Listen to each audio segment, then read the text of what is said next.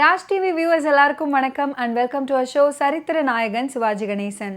இந்த நிகழ்ச்சியில் சிவாஜி அவர்களுடைய ஃபிலிம் கெரியரில் நடந்த பல இன்ட்ரெஸ்டிங்கான விஷயங்களை நம்ம பார்த்துக்கிட்டு இருக்கோம். அந்த வரிசையில் இன்னைக்கு எபிசோட்லையும் பல சுவாரஸ்யமான அப்டேட்ஸ் உங்களுக்காக காத்துக்கிட்டு இருக்கு. வாங்க நிகழ்ச்சிக்குள்ளே போகலாம்.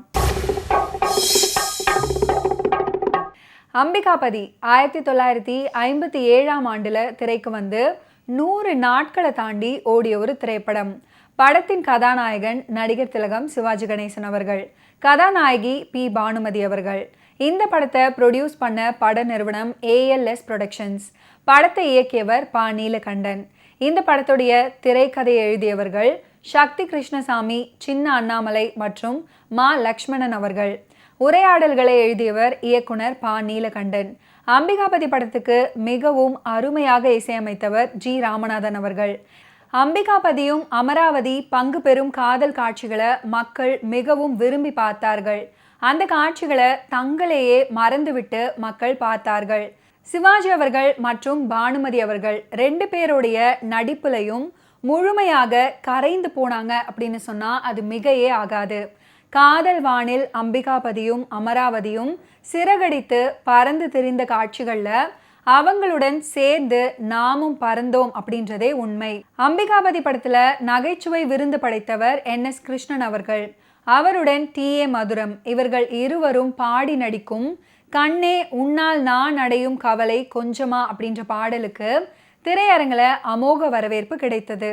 அம்பிகாபதி திரைப்படத்தில் இடம்பெற்ற ஒரு மறக்க முடியாத காதல் பாடல்.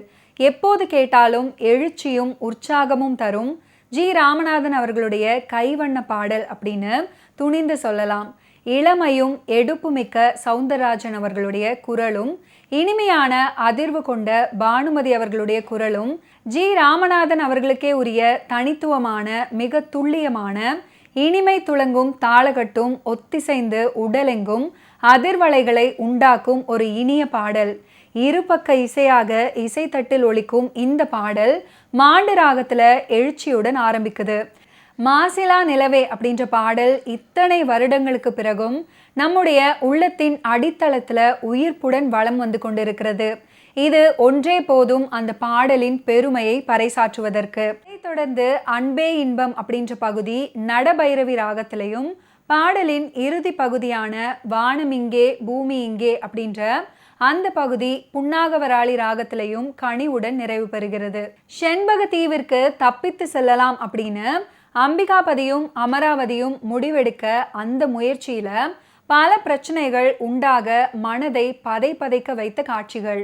அம்பிகாபதியின் காதலை இல்லாமல் செய்ய வேண்டும் அப்படின்றதுக்காக ஒட்டக்கூத்தர் முயற்சி செய்ய அதை எதிர்த்து பல வகைகளிலும் அம்பிகாபதி முழு வீச்சுடன் போராட உண்மையிலேயே விறுவிறுப்பாக அந்த திரைக்கதை அமைஞ்சிருக்கும். அம்பிகாபதிக்கு தன்னுடைய தந்தை தண்டனை அளிக்க தீர்மானிக்க காதல் தேவதையான அமராவதி வெகுண்டு எழுவாங்க. எப்படிப்பட்ட காட்சி அது! உண்மையிலேயே அந்த காட்சியில பானுமதி அவர்கள் எரிமலை தான் அப்படின்னு சொல்லலாம்.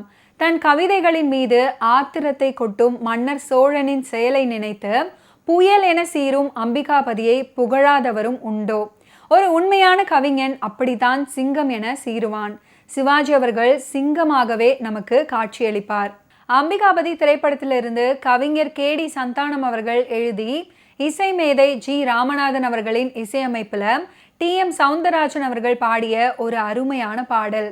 அமராவதியே என் ஆசை கனியமுதே அப்படின்னு விருத்த பாடலாக ஆரம்பித்து அந்த மேவும் அரவிந்த மாமலரில் வந்த வேத வள்ளியார் அப்படின்னு சந்தம் கொஞ்சம் சிந்து பாடலாக தொடருது. இந்த பாடல்ல சிவாஜி கணேசன் அவர்களுடைய நடிப்பு அற்புதமாக அமைஞ்சிருக்கும்.